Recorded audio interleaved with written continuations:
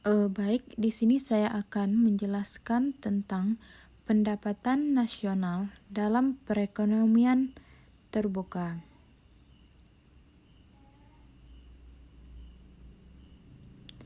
Pembahasan kali ini yaitu tentang yang pertama, aliran pendapatan dan perekonomian terbuka.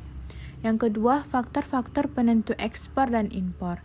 Yang ketiga, keseimbangan pendapatan perekonomian terbuka, multiplier effect. Yang keempat, neraca transaksi berjalan. Yang kelima, mata uang asing. Selanjutnya yaitu aliran pendapatan dan perekonomian terbuka. Perekonomian terbuka atau perekonomian empat sektor adalah suatu sistem ekonomi yang melakukan kegiatan ekspor dan impor dengan negara-negara lain di dunia ini.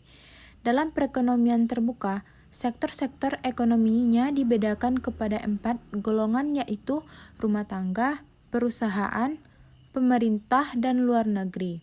Melakukan perdagangan internasional merupakan kegiatan yang lazim dilakukan oleh berbagai negara dalam ekonomi yang melakukan perdagangan luar negeri. Aliran pendapatan dan pengeluaran yang berlaku adalah seperti yang ditunjukkan dalam gambar berikut. Apabila aliran tersebut diperhatikan dengan teliti, akan didapati bahwa aliran yang berlaku dalam perekonomian terbuka adalah berbeda dengan perekonomian tiga sektor, sebagai akibat dari wujudnya kegiatan ekspor dan impor.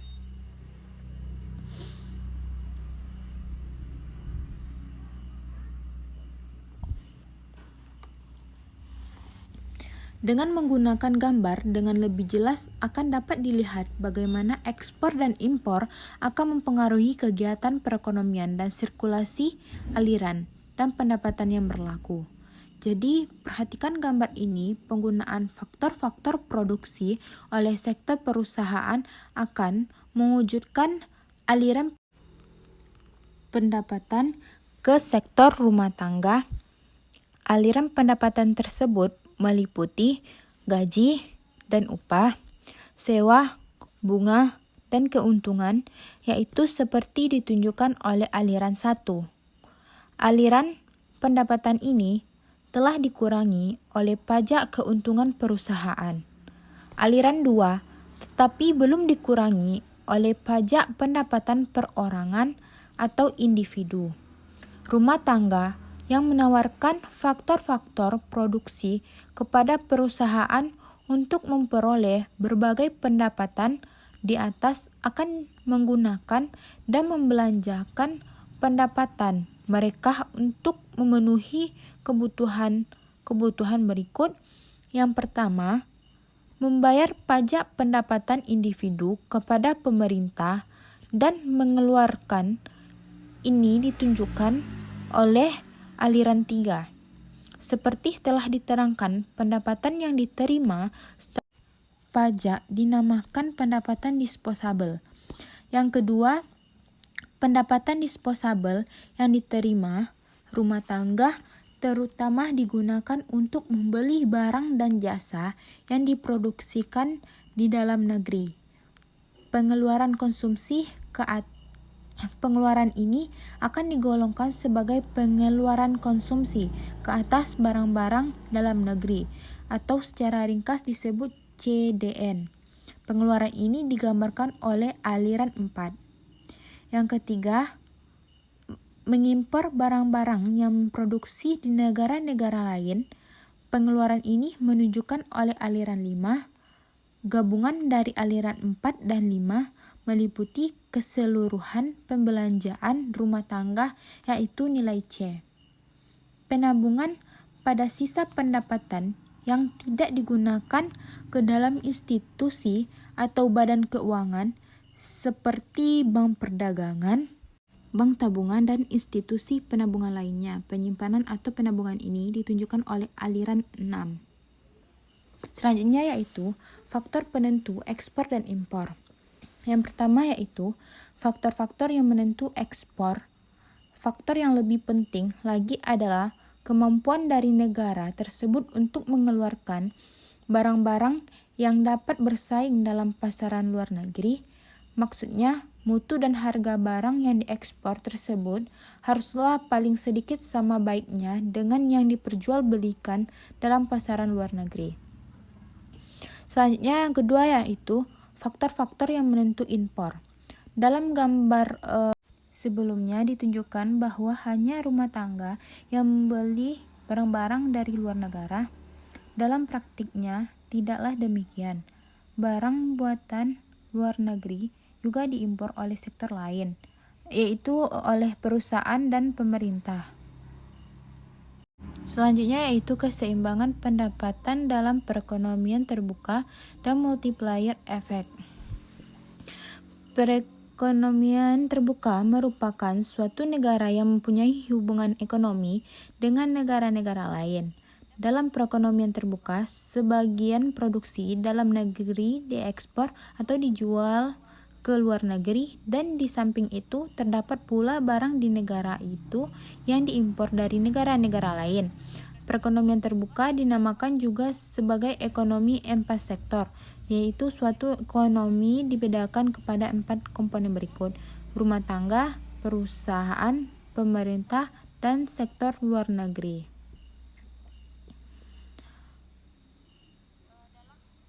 Dalam perekonomian terbuka, barang dan jasa yang diperjualbelikan di dalam negeri terdiri dari 2 golongan barang: I yang diproduksi di dalam negeri dan meliputi pendapatan nasional Y, dan U yang diimpor dari luar negeri. Dengan demikian dalam perekonomian terbuka, penawaran agregat atau AS terdiri dari pendapatan nasional Y dan impor M. Dalam formula AS sama dengan Y tambah M.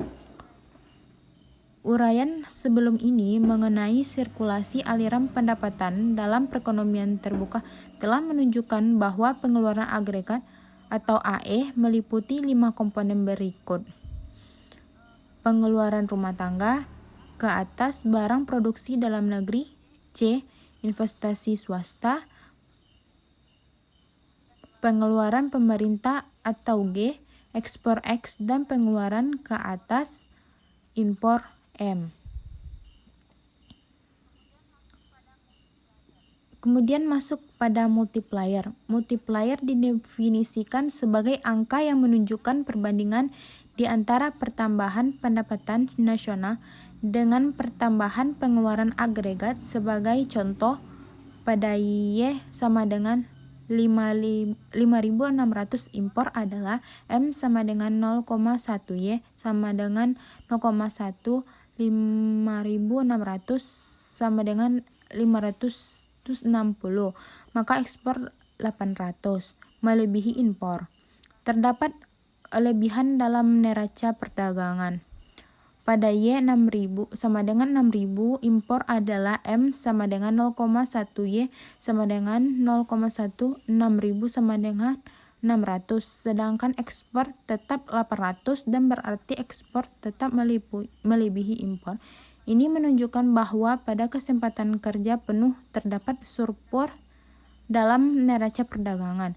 Dalam menjawab pertanyaan ini, didapati penambahan pendapatan nasional adalah 6.000, 5.600, 400, sedangkan pengeluaran pemerintah yang diperlukan untuk menambah pendapatan nasional adalah 200, atau kenaikan dari 1.000 menjadi 1.200. Selanjutnya yaitu neraca transaksi berjalan. Neraca transaksi berjalan atau current account merupakan neraca yang meliputi perdagangan barang dan jasa, penghasilan, serta transfer berjalan.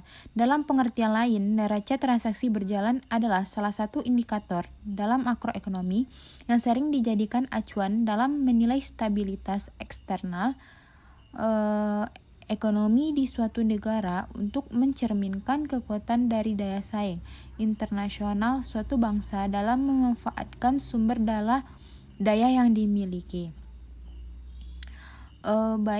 Selanjutnya yaitu komponen-komponen transaksi berjalan, yaitu Yang pertama, neraca perdagangan adalah suatu transaksi ekspor dan impor barang. Sedangkan ekspor dan impor jasa masuk ke dalam neraca jasa-jasa yang meliputi transaksi penyediaan jasa oleh penduduk kepada bukan penduduk arus masuk dan oleh bukan penduduk kepada penduduk arus keluar. Yang kedua yaitu jasa adalah suatu transaksi penyediaan jasa antara penduduk dan bukan penduduk. Ada 11 jenis jasa yang termasuk di dalam neraca pembayaran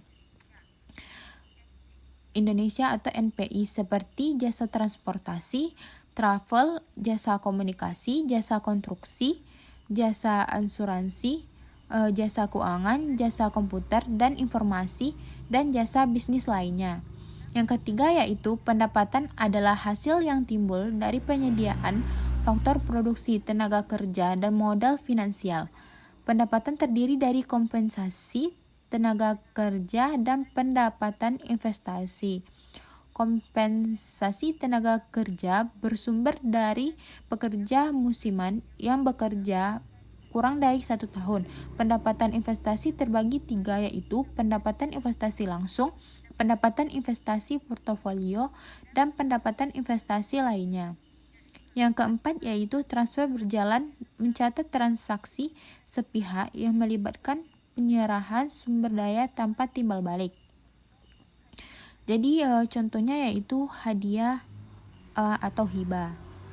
Selanjutnya yaitu pasar mata uang asing. Valuta asing atau juga disingkat FALAS, Forex Exchange Market Forex, adalah suatu jenis perdagangan atau transaksi yang memperdagangkan mata uang suatu negara terhadap mata uang negara lainnya. Pasang mata uang yang melibatkan pasar-pasar uang utama di dunia selama 24 jam secara berkesinambungan. Pergerakan pasar valuta asing berputar mulai dari pasar Selandia Baru dan Australia yang berlangsung pukul 5.00 sampai 14.00 WIB. Lalu berlanjut ke pasar Asia yaitu Jepang, Singapura, dan Hong Kong yang berlangsung pukul 7.00 sampai 16.00 WIB. Ke pasar Eropa yaitu Jerman dan Inggris yang berlangsung pukul 13.00 sampai 22.00 WIB. Sampai ke pasar Amerika Serikat yang berlangsung pukul 17.00 sampai 5.00 WIB. Dalam perkembangan sejarahnya, bank sentral milik negara-negara yang dengan cadangan mata uang asing yang terbesar sekalipun dapat dikalahkan oleh kekuatan pasar valuta asing yang bebas. Selanjutnya, mengingat tingkat kecairan dan percepatan pergerakan harga yang tinggi tersebut, valuta asing juga telah menjadi alternatif yang paling populer karena ROI